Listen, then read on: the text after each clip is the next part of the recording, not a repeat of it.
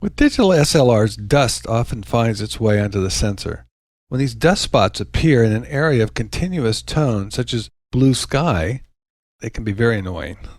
See right here, let me click in that area. There's a nice big piece of dust.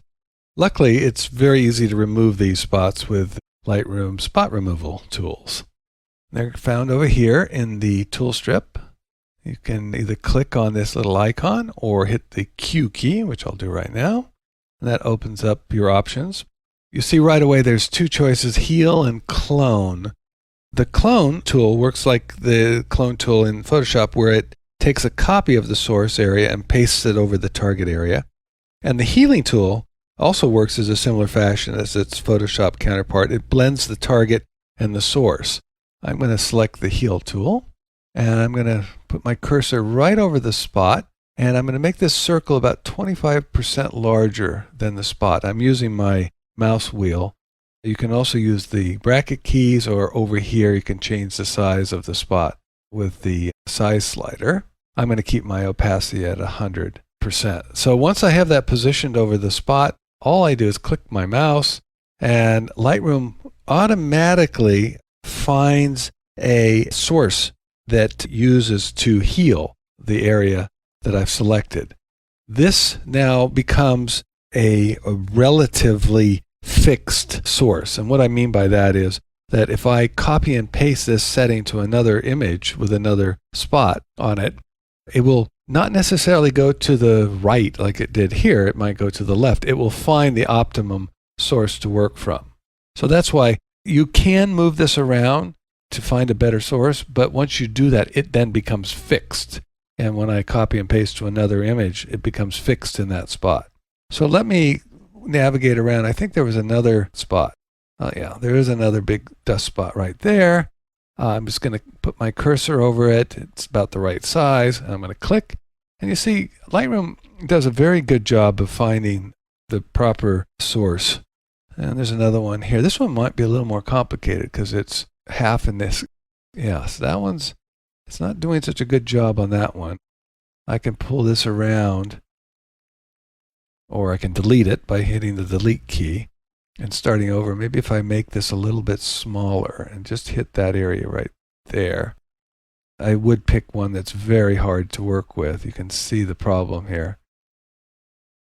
Okay, let's delete that. I'm going to try one more time. I'm going to try a large, very large, more than 25%. And click on that.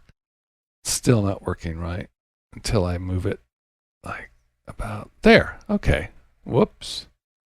Not quite. I'm just clicking and dragging this source to get it right. There we go. Okay, now that's good for this image. But because I've moved it like I've done there, if I copy and paste this setting to another image, that will be a fixed spot, and it may not be so desirable. So anyway, that pretty much takes care of the few spots that we have on that image. I'm using the space bar now. I hold it down, and you can see I can kind of move around, click and drag around to see if there's any other spots, and they're not. And I'm going to now make a copy of these settings by selecting the copy button here in the left panel. And I'm going to check none because all I want are the spot removal settings. Copy. And let's pick another picture that should have similar problems. Let me just place that there. You can see there's those two spots right there. And if I hold my space key and click around, there's that same spot up there. Now watch what happens when I paste. Click paste, and it's pasting those settings. And now you see how it automatically picked a different source. Now it's on the lower left as opposed to the right. So that really worked well. Now let's see how it did down here. This one, again, it picked another source there. So that's good. But this one, this is the problem one that we had before. Is that the problem one? I think it was, yes. But it worked okay. But you can see that that spot, the source over to the right, is in the exact same spot. So we got lucky and it works fine for this spot.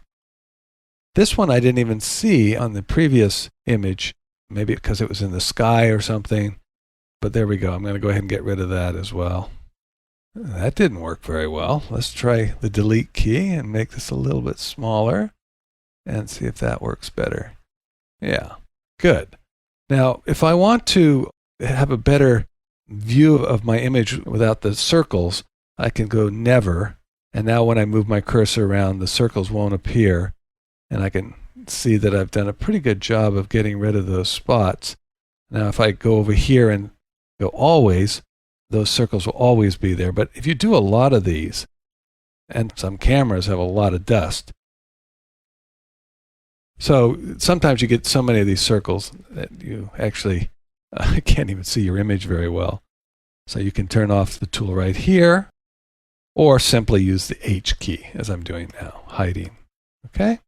All right, so that's the spot removal tools, and they're super handy, and you can see how I could easily copy and paste those settings on other images.